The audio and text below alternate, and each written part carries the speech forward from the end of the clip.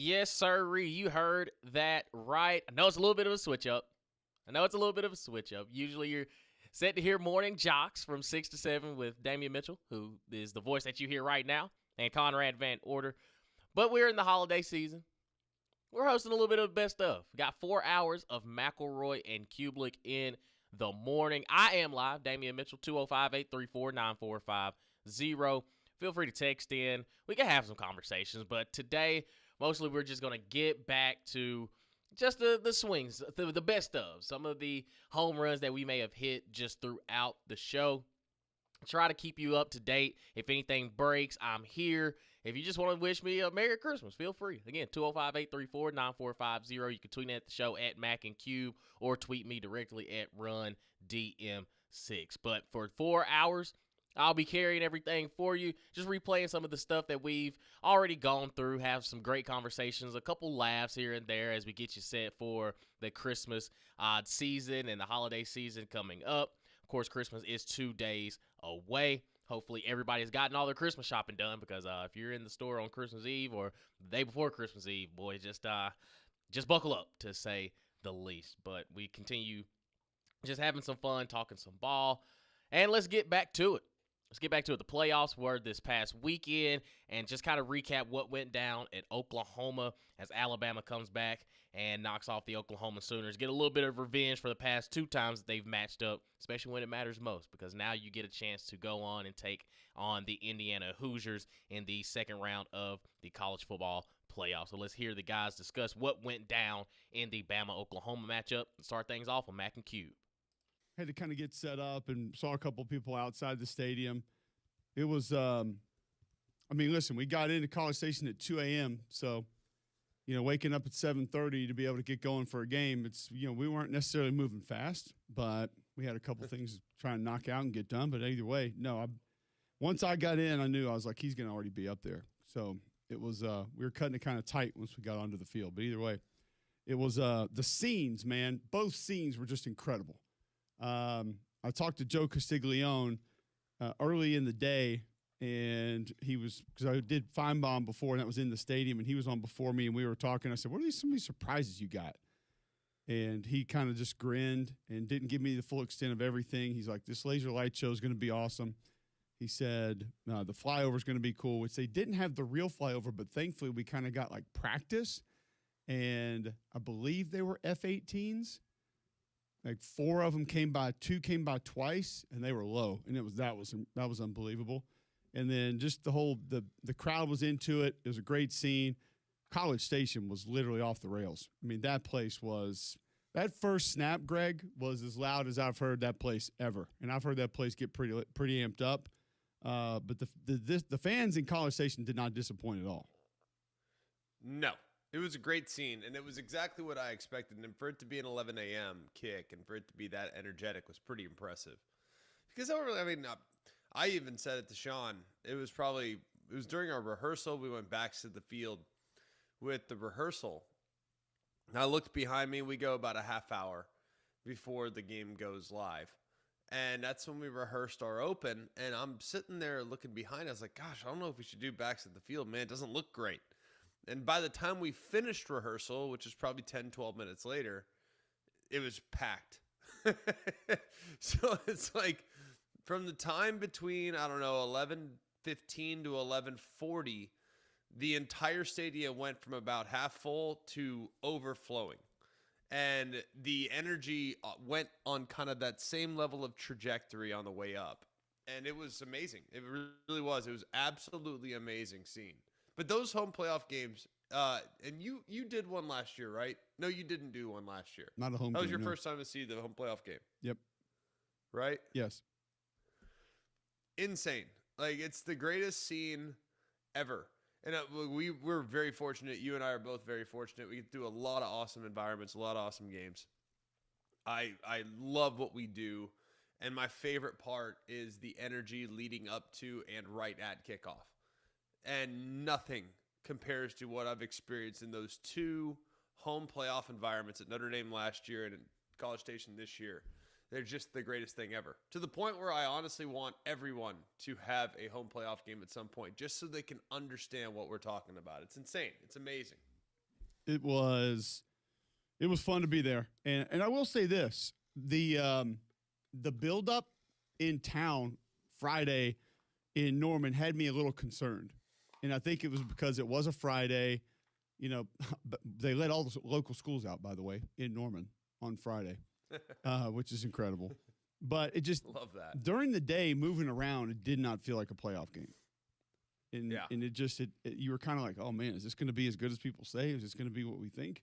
And then it was. And no doubt, the game ended up not disappointing. A little bit back and forth. Didn't go the way that we thought as far as the amount of points that were going to be scored. Both teams didn't think there was going to be near this much offense, and then there was. And we'll break down the game in its entirety as well. But all of it was incredible. Like I said, College Station, the weather was a little bit weird, but not bad at all. I did think the wind affected things, and I always think about you in games like that and always reference you too. And being down there before, first time I stepped outside in both places, because when I stepped outside, was that Friday morning in Norman, I mean, the wind was whipping. And I was like, we didn't think we were going to get offense as it is. I mean, this is going to destroy the offense potentially. And then in College Station, I knew it was going to have an effect because you got down on the field in College Station. The flags at the top of the stadium were going one direction. The flags on top of the goalposts were going a different direction. The flags at the other end of the stadium were going another direction, and you could feel it. And you knew it was going to affect things. I thought that first Marcel Reed throw just completely the wind took it up over the bench over by A&M. So I thought that affected things. But either way, let's start in Norman with what we saw on the field, what we saw in game. The Alabama offense struggled a little bit early, but then began to find their way. And I thought being stubborn with a couple of things really helped, specifically when they needed to put the game away. Daniel Hill was great getting downhill. But what did you see that was concerning early on from Ty Simpson in that Alabama offense? Well, one is the protection again, and I think you just got to survive that initial rush too. Like I know that sounds crazy, but that's now against Oklahoma. They come out with their ears pinned back. You had to kind of survive the initial surge, and they didn't, frankly. I mean, I don't know how you describe it, but they did not do a good job of surviving the early push. And that's okay. It's not the end of the world. It can be overcome, obviously. They have to do a better job of starting fast in the games going forward, because that's now 2 games in a row where you feel like you're still on the bus when it's the start in the second quarter. That being said, I felt like there were a couple things that bothered me about the way they've called offense the last few weeks that totally went out the window. And I said this game is, in a weird way, a bit of a microcosm of Alabama's season. The best thing that happened for Alabama this year was what, Cole? The best thing that happened for Alabama this year? Yeah, like we talked about earlier in the season. Like, one of the best things that happened to Alabama this year was them losing to Florida State. And kind of showing them that they are vulnerable. They're not superhuman. They can get punched in the mouth. It's then about how you're going to respond. And I think what happened in this game, as crazy as it sounds, the best thing that happened to them, really for what's happened the last month, was for them to get into a 17-0 hole. You're going to say, that's insane, Greg. It was the first time in a month where I've really seen them say, I don't care anymore. I'm about to throw heat. I don't care anymore. I'm about to let it rip. It was the first time I've seen them look free, play free, look like the aggressor in a month. It was amazing. I loved how they played in that first drive that got their 7 points. The throw to the tight end to Cuevas. The throw, the weirdest adjustment I've ever seen on a corner route ever by Lottie Brooks on the 3rd and 5. It just felt like they were finally like, guys, we got nothing to lose. We might lose by 40, but we're going to rip it. And that's exactly what they did in that drive. And I think that jump-started the engine. And I think they're going to be better, not just in that game, but moving forward because of that experience. Why did they take so long to signal touchdown on that Brooks reception, by the way? I don't know. I didn't notice it. It took a long time. I just felt like in the stands I was watching it, just like he caught it. He was in. I feel like it took a long time. So Really? Maybe that was just me in there, and I thought they should have done it immediately. But it was felt like it took a long time for me. it's a great point that you make, because being down 17 after the first quarter, you're sitting there thinking they're dead. And I didn't talk to anybody in the stadium that in breaks, and saw a lot of folks that we know that we've had on the show or talked to or worked with in different ways that were like, man, this thing's over. There's just no way. You didn't think you were going to be able to generate that kind of offense against that defense. And that defense had some wins early on, and not after the first quarter, but into the second quarter. And, you looked at how that front was acting, the disruption that they were getting. And I talked to Kalen DeBoer going in at halftime, and one of the most interesting things that I have heard him say this season, when I asked him about protection, and he said, and this wasn't on the air, so he and I could be a little bit more loose. We were actually just having a conversation. And he's like, you're talking the one where 97 came free? And I said, yeah. And he goes, listen, Ty's got to know who's unblocked. And it was a very different thought process than I had for their protection really at any point in the season, Greg. Because we had seen individuals whiff. We had seen things misidentified. We had seen things not be able to be traded off. We had seen people go the wrong direction. And to hear Kalen just say, and he wasn't blaming him for everything that happened poorly in that half, but for him to just say, I felt like this was just a little bit of a microcosm of a lot of the problems or portions of them. But him to just come out and say, hey, man, sometimes the quarterback is missing, and he's got to get that right. And I thought it was kind of cool to hear, because offensive line has taken a lot of heat. Backs have taken a lot of heat. And he was essentially saying there are times, too, when our quarterbacks may be overthinking things, and he has to know who we're not going to be able to block. Because Kayla and I had a long conversation before the game about some of the protection issues the first time against Oklahoma. And he and Grubb, and I talked to Grubb for a while, too. And he was like, listen, because I told him, I said, I've watched your protections a long time. I've never seen guys come through the A-gaps untouched like that. And they were both just baffled as to how it happened. And it could have been solved easily. But to hear Kalen say that the way he did, I was like, okay, well, then if they come out in the second half and Simpson sort of figures out, like, don't overthink it, understand where things are coming from, ball's got to get out, then they might be okay. And they were able to figure it out there in the second half. Well, the one that you're referencing off the right-hand side, like I said it clear as day. I'm watching with our crew, and I'm like, he's adjusting the protection. He's pointing to the left. I'm like, dude, there's nobody over that guy. He's not capped. The guy is coming off the right. And I'm literally yelling that as he's adjusting the protection. I can see what he's doing. And sure enough, guy comes off the right. They squeeze it. They did a great job up front. And next thing you know, the end man of the line of scrimmage makes the sack. And all my crew's like, oh my gosh, how'd you know that? I'm like, dude, there is a defender that is sitting 8 yards behind the defender that ultimately blitzed. That's called capped. Like, you have to look at, okay, well, if this guy blitzes to the left, who's covering his coverage responsibility? There's nobody. Well, if this guy blitzes off the right, well, yeah, there's a safety right behind him. No wonder he's the one that's blitzing. So I think that sometimes when you're playing against Oklahoma, it's not just Ty. This is everybody. They can get you to chase ghosts pretty quickly, and all of a sudden you set the protection the wrong way.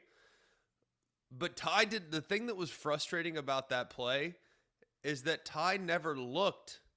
Since he slid the protection the other way to the left, he never looked to his right to see whether or not they were blitzing. Like, if you set the protection, you make a mistake, guess what? You got to now get rid of the ball. And it was it was great of him hanging on to that ball. That was an underrated moment in the game, because that was a ball that got knocked out against him the last time, and this time it didn't. He held on to it, and that was huge just to hold on to it. I don't think there's any doubts. And Kalen DeBoer asked after the game what he saw from his quarterback in that win against Oklahoma.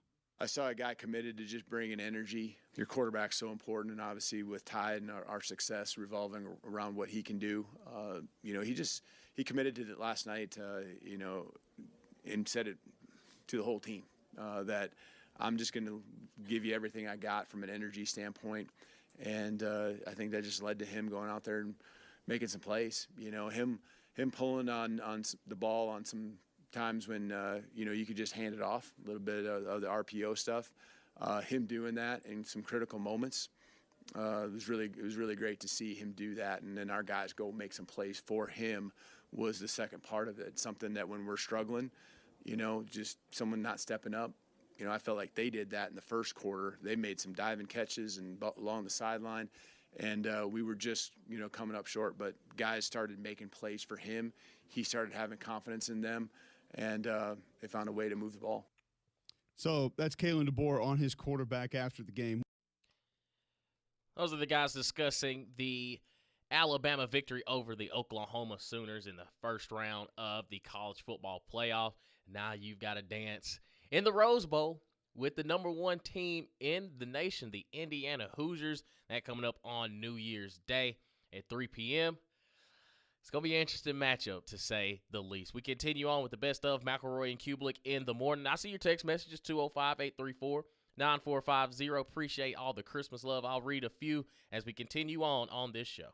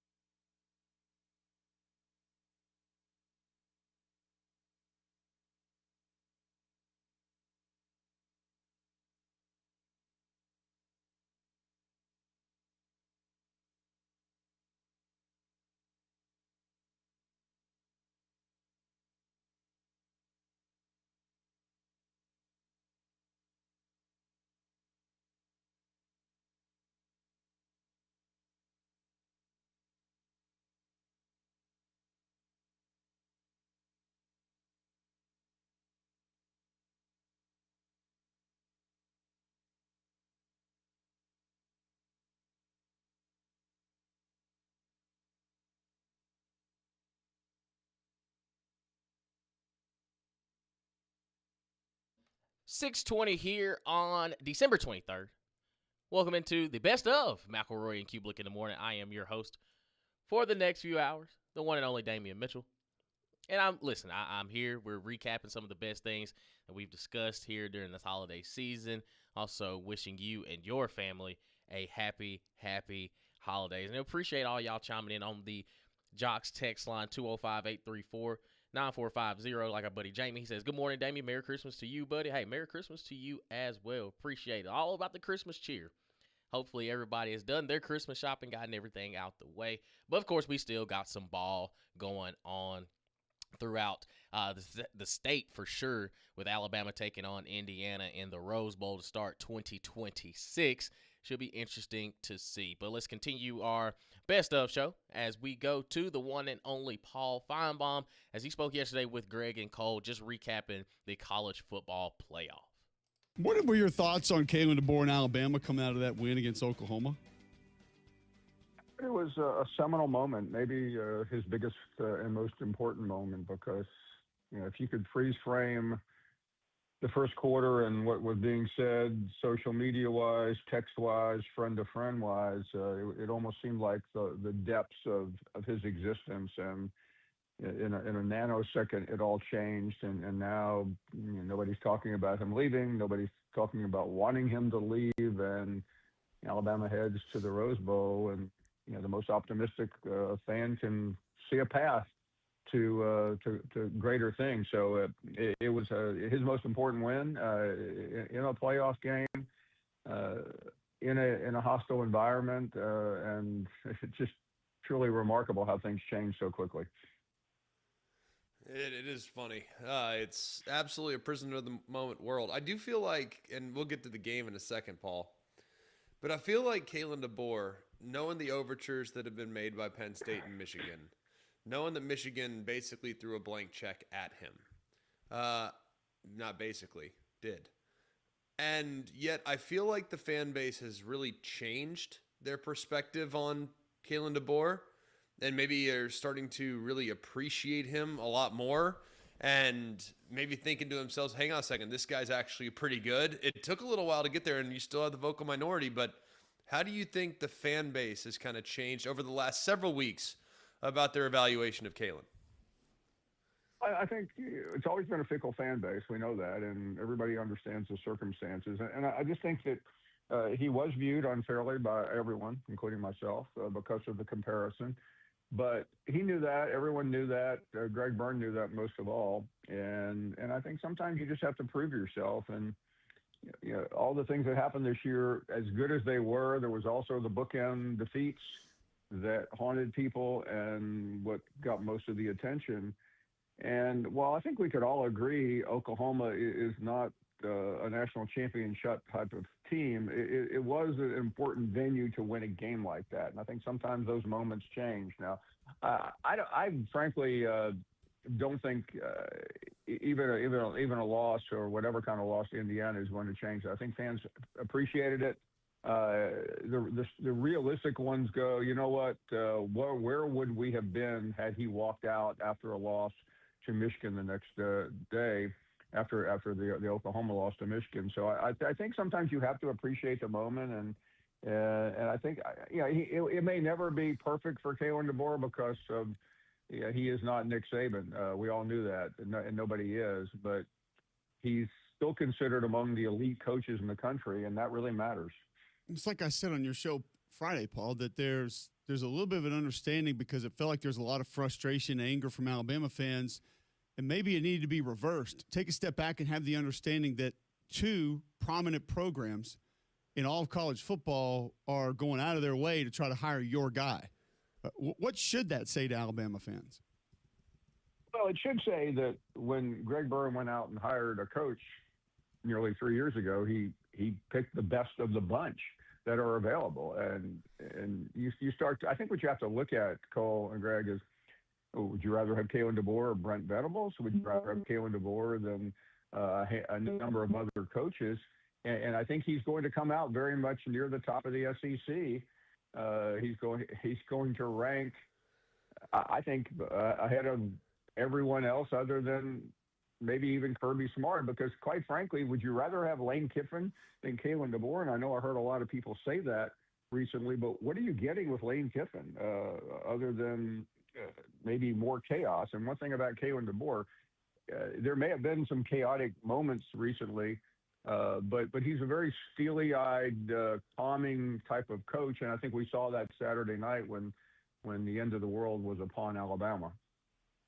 And his big game record compared to Lane Kiffin is not even close. So No. to me, I think Lane's a good coach for sure, but just because he's got a real vibrant social media presence doesn't necessarily mean he's a better coach. The skins on the wall are not nearly as significant. AP wins, again, games against ranked opponents, all those things. Lane Kiffin falls well short of what Kalen DeBoer's accomplished. So I got a lot of respect for him. What'd you make of the game on Saturday or on Friday night, Paul, and just how it all went down? I think I think people, from an on the field standpoint, I didn't detect any panicking on the Alabama sidelines because I think everybody there knew it wouldn't take that much to get back in the game. And I think it took some real special plays, but I think fans don't understand that sometimes. We all don't understand that. I got probably the biggest kick, Greg and Cole, out of just watching social media and having people give up on DeBoer, especially Notre Dame fans who were just castigating Alabama as if they didn't belong in the playoffs. So, I mean, I think that part of it was really sweet. I thought things that you thought might get a little better finally got better. I can't explain the beginning of the game.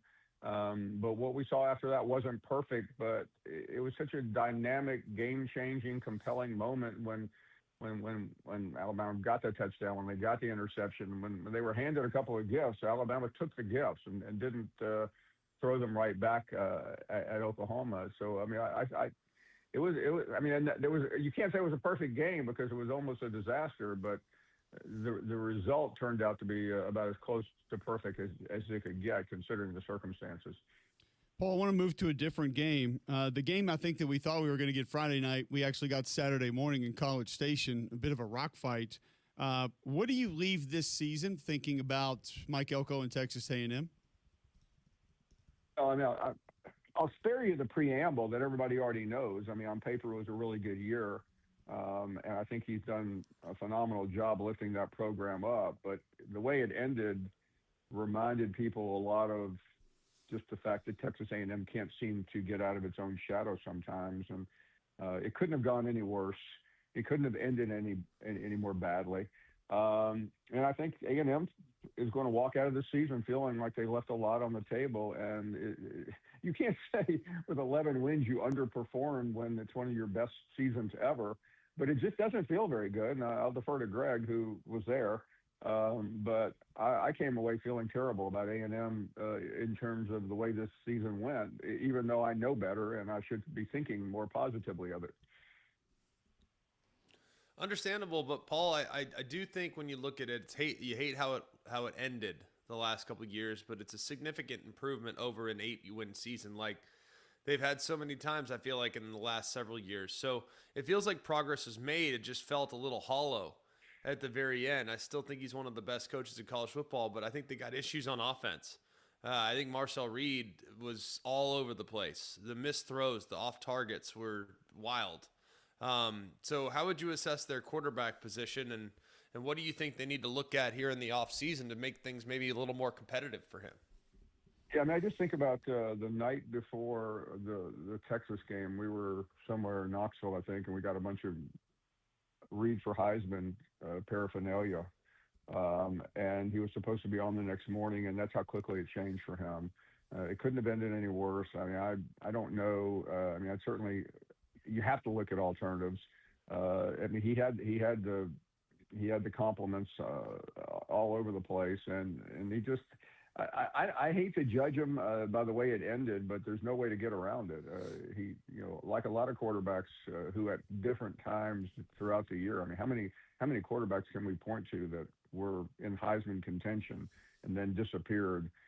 He was just one of those. But I want to go back to something you said about Elko. I agree. He is such an outstanding coach.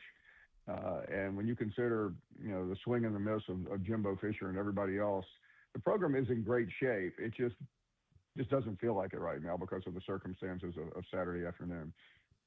Well, Paul, we always appreciate the time. It's always great having you. Before we leave, though, I do want to get your thoughts on Alabama, Indiana, and just kind of your expectations of that team moving forward in this playoff.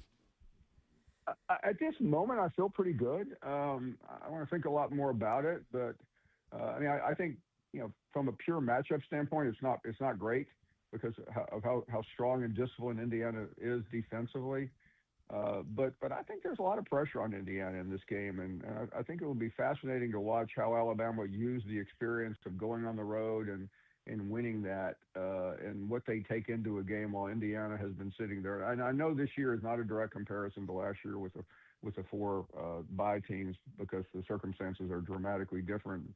But I think Indiana could be a little bit vulnerable just sitting around doing nothing right now, watching football, while Alabama has a lot of momentum going. That was the mouth of the South, the one and only Paul Feinbaum, joining us here on McElroy and Cubelic in the morning. Damian Mitchell, live in studio. And we want to hear from you, 205-834-9450, as we continue on the best of McElroy and Cubelic in the morning.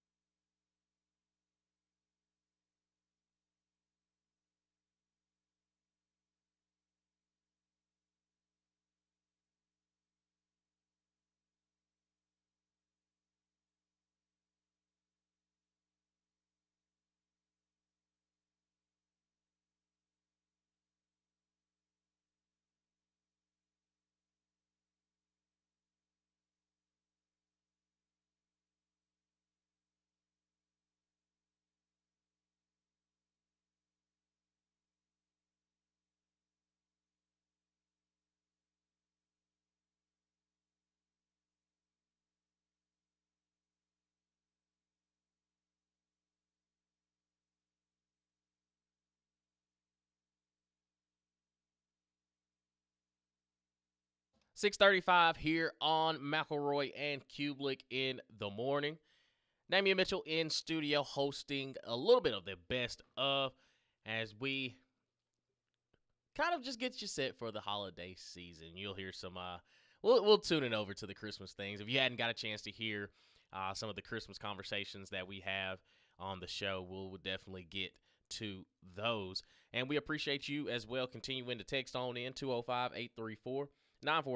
Like our buddy Cowboy says, wishing you and your family a very Merry Christmas, Damien. You do a great job every morning, and you're one of the only reasons I listen. Hey, I appreciate it. I appreciate you, man. Merry Christmas to you and yours as well. Somebody else takes in and says, morning, bro. Merry Christmas. Glad you're on the air, and we'll be with you all 4 hours. Hey, I appreciate you hopping in for the long haul. All right, and here we go. Of course, we got to talk some ball. Somebody says, Merry Christmas. What are the chances Cam Coleman comes to Alabama? Me personally, I'm going to say slim to none.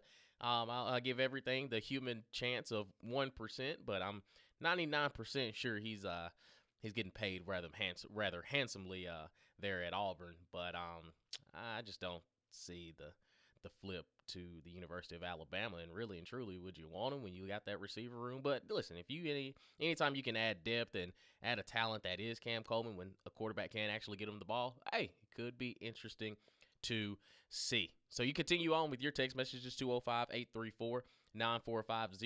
And speaking of Auburn, we've seen some activity in the transfer portal now since Alex Golesh has taken over as head coach. Got to clean that roster out. So we got a chance to talk with J.G. Tate, who covers the Auburn Tigers yesterday. Let's hear what he had to say on McElroy and Cubelic in the morning. What have your thoughts been after, what has it been, about a month, I guess, since Alex Golesh has been the Auburn head football coach? Just in general, things you're hearing, things you're noticing. Yeah, what's up, Cole? Thanks for having me. So Golesh, very, very focused on process. He's a pretty dry dude. I mean, he's cool, but I don't know. He's not real chatty, and he's all about football, man. Yep. I mean, 100% all about football. All he thinks about is football. All he talks about is football, and he is a business-only kind of dude. So very different than the last guy Auburn had, really different than the last two guys Auburn's had. Well, four. No, never mind. And I like him. He's all business, and it's going to take somebody, I think, that's going to put their – they got to be hard-nosed to get this Auburn situation straightened out, as you know, and I think he's going to definitely – if it doesn't work for him, it's not going to be because he didn't put the hours in and didn't work hard enough. When you look at his approach, I think that you can kind of get labeled as such when you have a high-flying offensive attack that utilizes tempo and energy and vertical passing. People will label you a certain way. I think he's kind of the opposite. He just knows that that's an easy way to move the football, but he really, in perfect world, probably wants to run triple option. Just knowing him, like this mindset feels that way. So what do you think this offense is going to look like ultimately? I think ultimately it's going to be a lot like what USF had last year, and I think they'll probably have the quarterback that they had last year too. I mean, I think that's what's going to happen. But he can run it, they can throw it, and I agree with you, Greg. I think that ultimately he wants to just be a physical team, and if that means throwing the ball to the perimeter and being physical, that's fine too. But I think they're going to run the ball, between the A gaps and the B gaps as well, and they'll have a quarterback who can do that one way or another. Physicality is what it's all about for him.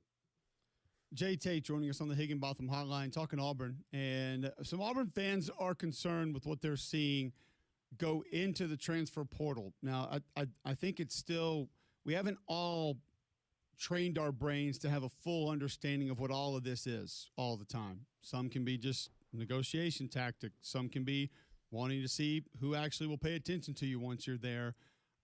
Ashton Daniels, Kayan Lee, the latest to go in. There's been a pretty large handful of guys that are in the portal now for this Auburn football team. What do you make of first just the amount of guys that have gone in since Coach Golesh has taken over? Well, it's surprising in the sense that there was exactly one player from Auburn that went in the portal last year, Braden Joyner, who ended up going to Purdue. So it's a lot different. But you've got a change, you got a regime change, and it's also kind of the changing landscape of NIL now. I think, like you said, Cole, you want to find out what your market value is. The best way to do that is get in the portal and see who calls, see who's interested. I got no problem with that. There were some people that were surprised that Ashton went in the portal, and I'm like, wait a minute. You still got the USF quarterback out there. You still got Deuce Knight out there. Like, what? I didn't see a clear path to playing time for him here, so that one wasn't shocking to me at all. I do think that with Freeze and that staff, they were just trying to get talent, decent players to come on campus because when Harsin left, there wasn't much there. And so I think from an NIL perspective, they got a little scattershot and they were just kind of doing what they had to do to get guys on campus, believing that just getting talent here would be enough. And it definitely, they were successful in that end. But I didn't think they got coached real well, and we definitely know they couldn't finish football games. So they've got to change, I think, a little bit about how they keep this roster together. I don't think you can just be in the let's grab a bunch of players point now. Now you've got to be a little more specific about we got to have player here, a player that can do this at this position. And I think they're kind of changing the way that they're allocating NIL now. They're being a little more fastidious, I guess. And players, I think they expect to get a raise every year. And even if it's a player that didn't perform well, I don't think Golish is feeling that so much. So maybe that's part of it too. What do you make of the other guys that decided to get in the portal? I was a little surprised given the style of offense he's bringing in. I think receivers would be all jacked up about it, and yet you have 3 guys go in pretty quickly, 2 of which I thought could really help you. So what is that attributed to? Yeah, I mean, those are different situations. I mean, I think Perry just wants to go somewhere where he can be a featured player. And I think he showed the kind of improvement last year where he deserves that shot. And I think that's good for him. He wants big-time money to have a big-time opportunity to be a wide receiver 1. So that's great for him. Horatio, I'm not exactly sure on him as much. They really liked him. I thought he was coming along nicely last year until he got hurt. Maybe it's a situation where he was asking for a little bit more money, and they were like, wait, have you proven yourself? They've had that conversation with a bunch of kids, and some of them are cool with it and some of them aren't. I'm guessing Horatio is one that wasn't cool with that. Jay Tate joining us on the Higginbotham Hotline. You referenced quarterback a few moments ago. Same from last year, be quarterback this year. Kind of give us the lay of the land in that room right now as where it stands of how you think it will look once Auburn kicks off next season. I mean, my expectation if the USF quarterback doesn't go pro, and I don't think that he will, that he'll end up at Auburn. I mean, nobody's told me that. I don't know that. But, I mean, they liked him a lot. He threw for 3,000 and rushed for another 1,000 last year. He was very, very prolific in that sense. Now, transferring from that league to the SEC, big step up for him. But they feel like, I mean, they speak so highly of him. I think they would believe in him completely. And I think Deuce Knight is a guy that they've already identified as somebody that they definitely want to keep. Not necessarily to play next year, or maybe he will. I mean, he'll compete. But I think everybody who knows Deuce, who watches him in practice, they know he has the talent. And it's just a matter of getting him up to speed and letting him, learn a little bit. Jackson Arnold may not have been the best guy for him to learn from, although I think Ashton was. But I still think Deuce has a huge upside, and I think they see that. And I think it'll be those 2 guys for sure. Then you'll probably have a 3rd guy, just whoever. What do you think is another position that you think they'll target heavily from a portal standpoint? What do they need from a personnel standpoint to kind of take the next step? Boy, that's a long list, Greg. I think it's got to be both lines, specifically defensive tackle. Now, Malik Blockton is going in the portal. Going into the portal and staying in the portal and leaving are 2 different things. I don't necessarily know that he's going to leave for sure, but he may, and that's a tough loss. Amaris Williams is another one to keep an eye on. They've got to have guys on both sides of the line. Losing Keldrick, losing Key this year because they're just getting, they're aging out. They're graduating and going to the NFL. They got to have dudes, man, and you just can't repel the run when you're going to rely on freshmen. So they got to get heavy in the portal at DT. They need at least another end. If they lose Amaris, they're going to need 2 or maybe 3. And then on the offensive side, I wasn't super blown away by what they did on the O-line either. You get Connor Lew back is going to help you at center, but I still think they need to upgrade it at both tackle spots and one of the guard spots. So they need to go heavy on the line, I think. They need a lineman bad, in a bad way. So bad. I would say tight end, H-back, whatever you wanted to call it, a bonus big to be able to help kind of move around and help that group, I think, will be key as well to be able to bring in. You mentioned Amaris Williams. That's the one that kind of, I think, guys are going to go in every year, every team. Some will stay, some will still go. That was one that surprised me, Jay, because I just figured there'd be an emphasis on him. Like you said, because Falk was leaving, you don't have a ton of depth at that position, and he really flashed late in the year. Do you have any sense of is just him unhappy, him wanting more, him not feeling like with DJ staying? That was one that I looked at and said, man, that's a little bit of a surprise to me. Yeah, for sure. With DJ staying, I thought a lot of these guys would just stay, but it's the changing landscape of NIL and just wanting to test your market. with Amaris, he almost left last year. I mean, within just an inch of leaving last year, or at least going in the portal.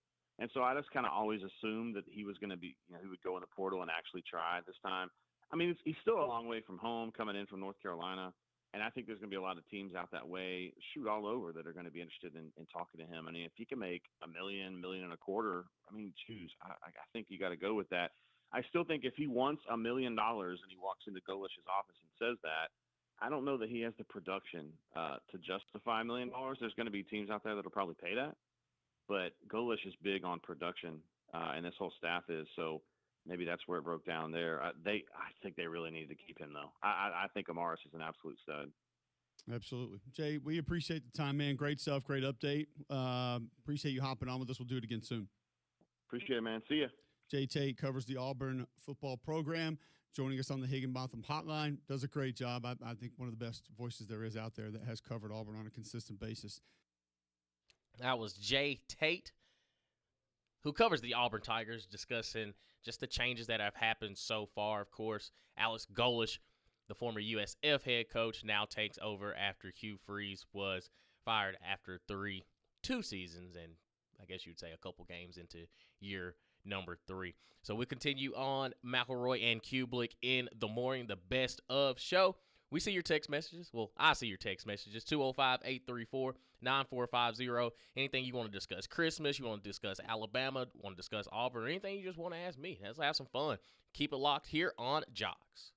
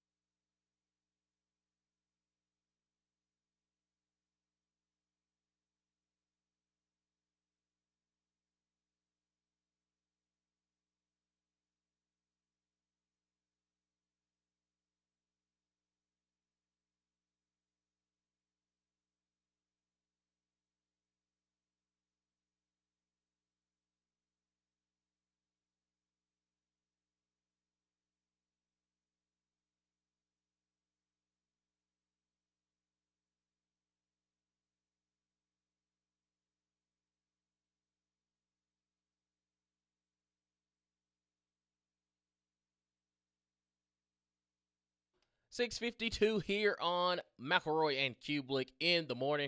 Damian Mitchell here with the best of. Listen, I got 3 more hours to go, y'all. So let's have some fun as we kind of take a deep dive into just some of the best of the show with Greg, Cole, John, and I. Sit around having some fun. Of course, we're going to talk some happy holidays, some Christmas things. Like, I think next segment, we'll probably dive into some of the Christmas music or some of the Christmas songs that just set the scene for Christmas, whatever they may be. We had a great conversation on that. But what we had in the first segment, got a chance for Greg and Cole's recap of Oklahoma, Alabama. Also hear from Paul Feinbaum, just recapping everything in the college football playoff. And the last segment, we had Jay Tate, who covers the Auburn Tigers, and just some of the changes that are happening there on the Plains. And, of course, your text messages are always welcome, 205-834-9450. Somebody texted in and says, Auburn's going to have to go heavy in the portal. Is that sustainable, and does that help build culture? It's difficult of, quote-unquote, building culture, but it is successful. Look at Ole Miss. They're in the college football playoff. They've been contending for the past couple seasons, just absolutely, just getting some of the best guys out of the portal, making it work. Now, is it, quote-unquote, sustainable? I don't know. But I think that when you look at college football as a whole, it's basically just a year-to-year rental. You want to still build guys up from the high school ranks and just kind of build them and develop them over the next couple seasons. But the thing is, you have to flip rosters over so quickly, and the expectation to win is so immediate that you really don't have time to, quote-unquote, build the culture. It's just, hey, we need to win. We need to win now. Let the chips fall where they may. I'm working with what I got inside of a locker room. So I guess it's kind of a yin and yang. You want to but the thing is, you see a lot of development in the G5 because they're able to, I guess you'd say, build their culture. But as soon as one of their top guys starts to show that he can really play, the big schools start to poach them. They take them. They start basically just recruiting your roster. When you look at, for example, so Alex Golesh has been in South Florida for the past couple seasons. Well, now that he's at Auburn, not to say that it's a set in stone thing, but Byron Brown hit the transfer portal yesterday, who was South Florida's quarterback. He had been there for a couple seasons. So now he's about to go on to greener pastures. Who's to say that he does go to Auburn and does it work out? Who knows? You still have Deuce Knight, but we know Ashton Daniels is in the portal. I haven't seen confirmation that Jackson Arnold has hit the transfer portal. I think a lot of people had leaned into it, but every time I check the portal updates for Auburn, I haven't seen his name. So I'm not 100% sure that he's in the transfer portal, but it would make a lot of sense if you ask me. Somebody else texts in and says, Damien, let's give a round of applause for Big Tim Keenan.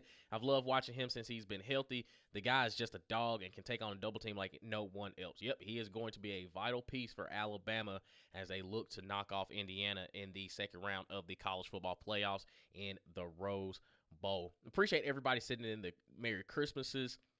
Hope everybody has a happy and healthy and safe Merry Christmas. But listen, I've got 3 more hours up here. So you can continue with your text messages, 205-834-9450. I'm Damian Mitchell, hosting the best of McElroy and Cubelic in the morning. Segment 2, we're going to knock out some, hour 2. We're going to knock out some Christmas. We're going to set the scene for you. The guys, we all had a conversation of some Christmas songs and what defines Christmas for us. Keep it locked for hour number 2 of McElroy and Cubelic in the morning.